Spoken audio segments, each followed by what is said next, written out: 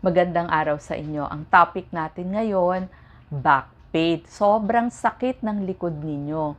Baka may tumutubong bukol, tumor, o cancer na malapit dyan sa inyong spine.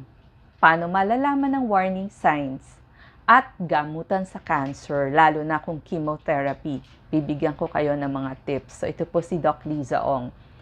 Ito po ang mga palatandaan o warning signs na dapat maagap tayo. Number 1, napakasakit ng likod ninyo. Malala sa gabi. 2, parang manhid yung paa nyo o yung kamay ninyo. Number 3, bakit parang medyo humina yung kalamnan ninyo, yung extremities ninyo, paa, kamay, nawalan ng balanse paglalakad. Bakit nagbabago ang pag-ihi? Kapag sobrang sakit na ng likod ninyo, lagpas ng 6 na linggo, hindi nawawala sa pangtanggal ng kirot, magpunta na agad sa isang orthopedic surgeon. At magpa-MRI o magpa-PET scan. Huwag na ho kayong magpapa-ultrasound kasi wala namang makikita dun sa ultrasound. Or may makita man, minsan kulang. Better ang mga MRI at PET scan kasi kita mo agad pag may activity doon at may tumubo. So, mas malalaki ang nakikita. Kasi, alam nyo ba, yung back pain o pananakit ng likod, unang senyales yan ng pagkalat ng iba't ibang cancer. Ang pinakamadalas na cancer o common sa ating bayan, sa kababaihan, pati lalaki, breast cancer. Lung cancer kahit hindi naninigarilyo o naninigarilyo. Thyroid cancer. Yung mga may kidney cancer, syempre malapit dun yung spine. Pwedeng kumalat kung hindi nyo napansin na meron na pala. Sa kalalakihan, prostate cancer. Kasama na rin dito yung sarcoma, katulad kay Doc Willie, kaya talagang una niyang naramdaman, back pain na matagal. Lymphoma, yung mga cancer sa colon, rectum, bituka. Yan din ang nagiging mga signs. At yung mga may liver cancer. So yan ang unang signs na napapansin ng tao na akala lang naman nila ay masakit lang ang likod. Pero meron na palang cancer o mga tumor. Kaya ko ito pinapaalala sa inyo ay para alam nyo ang warning signs. Uulitin ko, kapag 6 na linggo na, sobrang sakit ng likod nyo, pumunta na tayo agad sa ating surgeon. Humingi po tayo ng MRI or PET scan. Halimbawa, nalaman na ang pinagmulan nung inyong sakit ng likod. Yung pala, isang klase ng cancer. Ang mga gamutan, chemotherapy, opera, radiation therapy, at marami pang iba. Mga hormones, iba pa.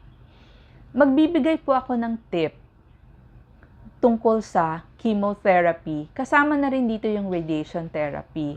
Yung mga nararamdaman nila. At kahit po yung mga nag-opera. So, pupunta na po tayo dun sa gamutan. Kasi gusto ko po, itong mga chemotherapy side effects, radiation side effects, mabigyan ko kayo ng tips, gagawin, ano yung lunas. Huwag ho tayong maniwala o magpadala dun sa mga negative experiences ng ibang pasyente kasi bawat pasyente po iba-iba. Gawin nating positive yung mga kinukwento nila para magpagamot tayo kasi isipin natin, lagay natin sa isip natin, kapag nagpagamot tayo, maaari tayong gumaling. Kasi magaganda na ho ang mga gamot ngayon, mas magagaling na ang mga doktor ngayon, napakarami na nilang pag-aaral. At marami ng pagpipilian sa gamutan at humingi po tayo ng tulong dun sa ating PhilHealth, DSWD at sa lahat po ng mga gobyernong ospital. So, hindi kailangang magtago. Sabi nga, kung may tiyaga, may nilaga. So, medyo mahirap lang, pero kailangan malagpasan natin yung hirap. Kasi, pag inilagay natin agad yung pananakot dun sa pasyente, tinakot, ikaw kapatid, tinakot mo yung pasyente o yung pasyente nakinig dun sa mga negative experiences, baka hindi siya magpagamot at magtago siya. Paano siya gagaling? Pero kung gagawin nating positive yung experience niya, gagaling siya sa tulong ninyo. Tulungan po natin ang ating mga kapatid, kapitbahay, pinsan, kung ano po yung mga matutulong nyo, makakapagbigay po ako ng ilang tips. Number 1, ang number 1 tip ko kapag kayo ay nagki-chemotherapy, nagre-radiotherapy, humingi po kayo ng blood count, complete blood count sa inyong doktor, yung sa inyong oncologist, doktor sa cancer, every week. Yun po yung susi. Kasi, babantayan ninyo kung bumaba na yung WBC. So, sila ho yung mga sundalo ng ating katawan. Kapag nakita nyo na mababa na ang inyong WBC, di ba, meron hong resulta doon. Tapos, yung number na kailangan ninyong nandun kayo sa loob na yon ng normal range. Kapag mababa na doon, sabihin nyo agad doon sa inyong onco-doctor or pumunta kayo sa emergency room, lalo na pag napapansin nyo may ubo, sipon at lagnat na 38 degrees centigrade. Hingi na po kayo ng mga tinatawag na GCSF, Granulocyte Colony Stimulating Factor. Ito po yung, ang generic nila, Filgrastim, meron ng Unilab niyan. Tanungin na lang saan makakabili. Or kaya, pegfilgrastim. So, pag bumababa na, meron pong iniksyon. So, wag na ho nating hintayin na magkaroon tayo ng malalang sakit bago tayo magpa-iniksyon. So, sabihin nyo agad. Pag may ubo, may sipon, may trangkaso, pakita agad kayo dun sa doktor ninyo. At humingi ng injections. Number 2, bababa, platelet count. Sa isabi agad, sa onco. Di ba, alam nyo naman, bumababa ang platelet. Ito, mas mababa pa to kesa sa dengue, ha?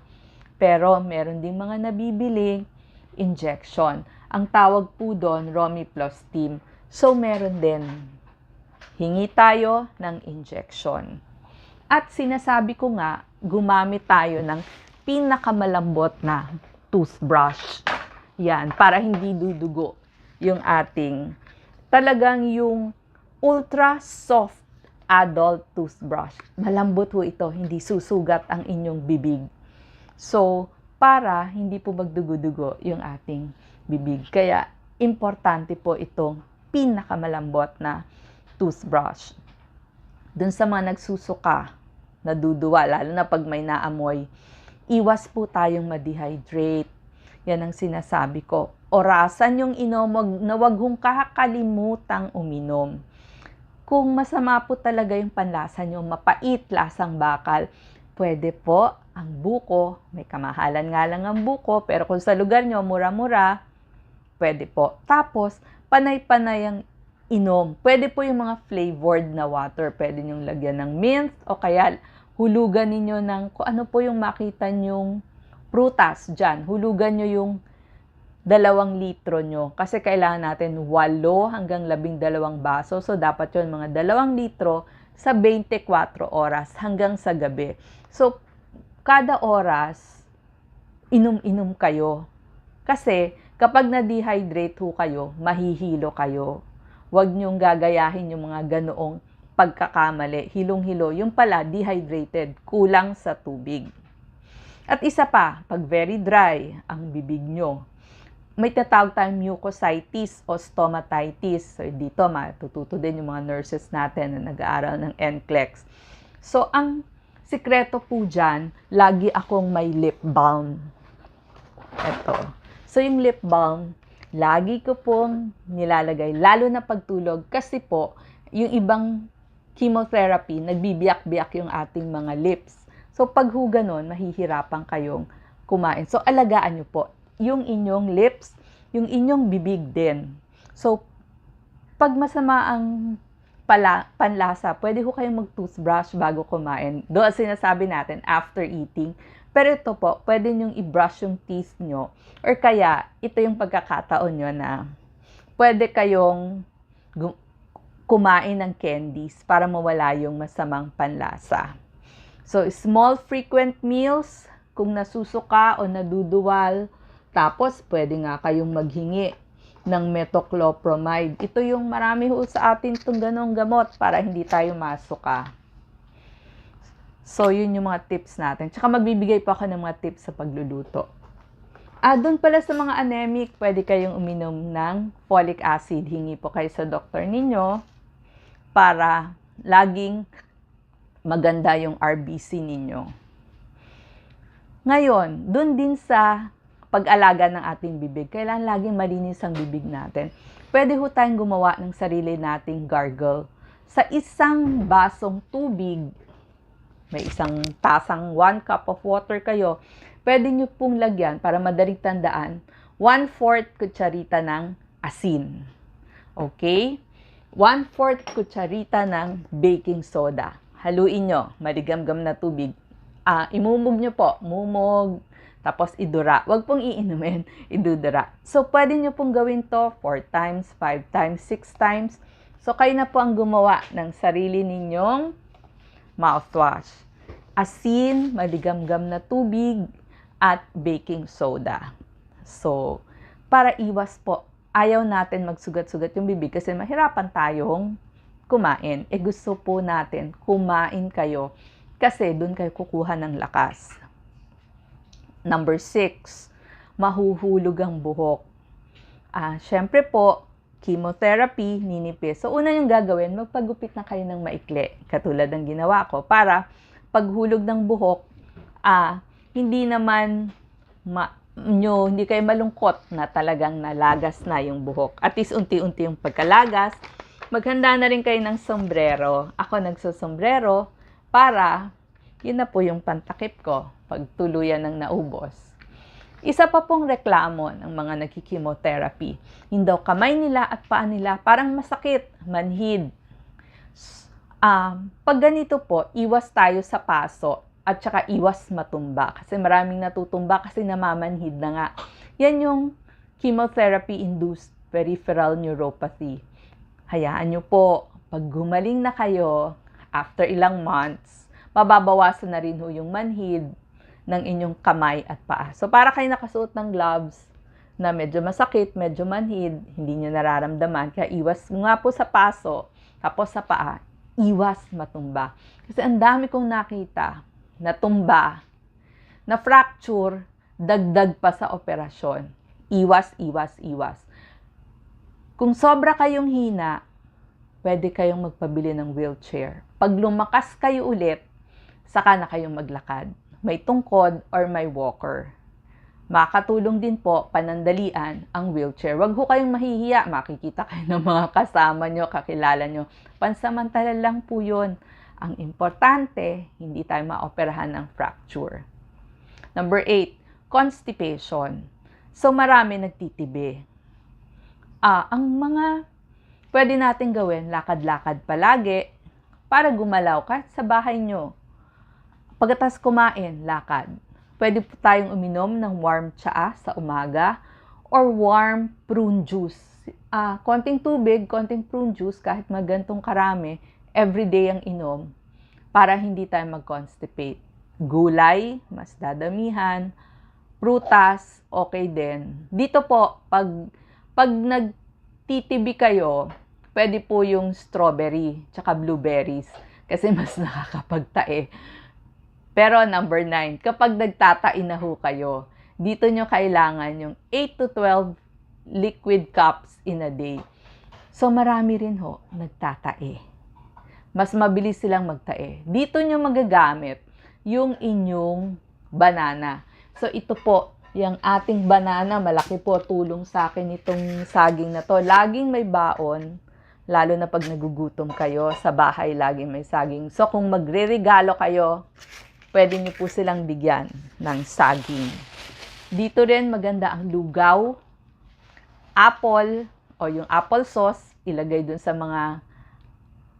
sa inyong mga may sauce na baka, baboy, manok, toast, yung toasted na bread, toasted pandesal. Yan, nahihiligan ko ngayon, toasted pandesal. Para ilagay lang po sa ref, medyo tumatagal. Pag gutom kayo, palamanan nyo na lang yan. At tuna. So, lagi kayong may handa kasi kailangan small frequent feedings, mga nilagang itlog, pwede nyo rin ipalaman dun sa inyong kinakain or balatan nyo lang, mabilis, ibaon para hindi kayo magugutom. Yan. Pag po may diarrhea, hindi po pwede yung mga blueberries. Oo, dyan naman tayo iiwas. Blueberries, wag muna. Tsaka strawberry kasi high fiber po ito. Nakita ko kasi yung ibang, siyempre sasabihin lang, naku, maganda strawberry, blueberries. Pero pag po nagtatae, wag po kasi high fiber to. Ma-fructose, sabihin maraming tamis. So, lalong mapapabilis yung digestion, kaya lalong magtatae.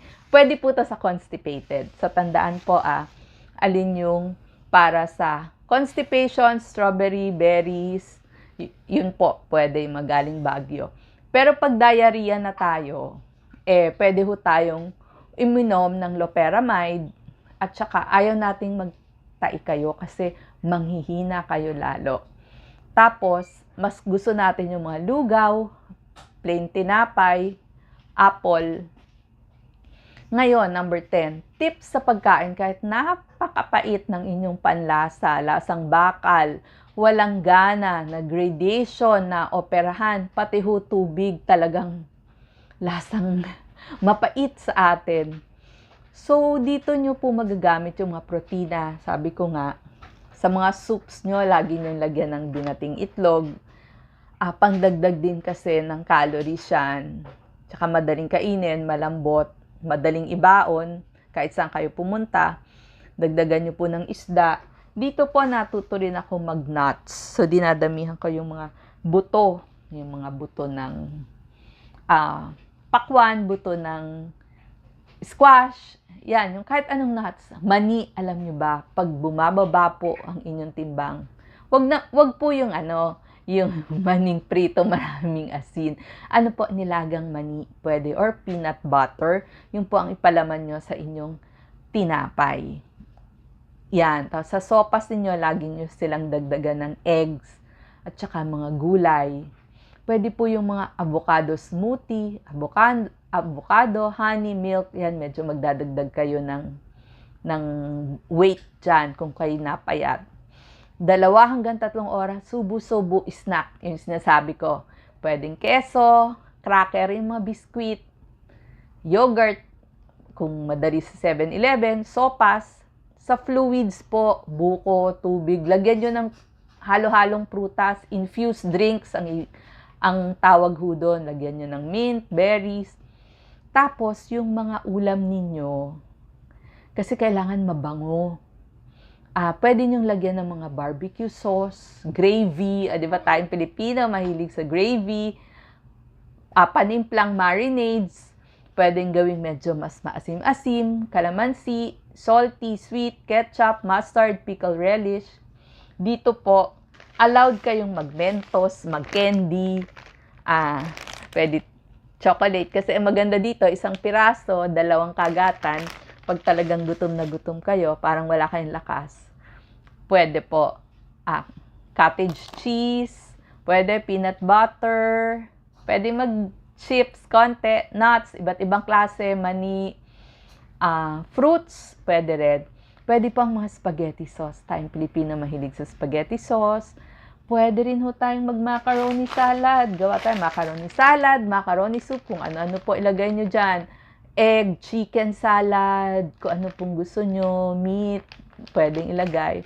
Pag ho yung mga kapitbahay, kapatid, kamag-anak, kaibigan, magregalo ho kayo ng ulam dun sa nagkikimo. Kasi mas gusto nilang kinakain yung hindi nila alam na ulam. Yung magugulat sila, hindi nila luto. Ang sarap pala. Kasi pag dun sa sanay ka na, parang wala ka nang ganang kumain. Isa din po yung problema na yon. Parang nawawalan kami ng gana kumain. Kasi nga po walang panlasa, napakapait ng panlasa. So kung bagong ulam, luto ng iba, tuwang-tuwa kami. Kasi nakatikim ng bago. So medyo mas marami-rami. So yun po yung iririgalo natin. Hindi po kailangang mahal. Lutong bahay nyo, pero bukal sa puso nyo, maganda po yan. Tips natin, 8 hanggang 12 basong tubig. before chemo, lalo na after chemo, para maprotektahan ang ating kidneys. Pwede pong mag-wheelchair habang mahina kayo, lakas. Para lumakas ulit kayo, lakad-lakad kahit dun sa loob ng inyong bahay. Huwag ho tayong magpapadehydrate. Huwag ho tayong magpapakagutom, mahihilo ho tayo, mahihimatay ho tayo. So, pag mahihilo na ho kayo, upo na ho kayo. Huwag niyong hayaang bumagsak kayo at mahimatay kayo. Doon naman po sa mga kamag-anak, kung tatakutin nyo lamang yung may sakit, huwag nyo na hong kwentuhan. Pwede ho nyong tulungan sa trabahong bahay kasi hirap na ho silang magtrabaho sa bahay. Yun po yung pwede nating itulong.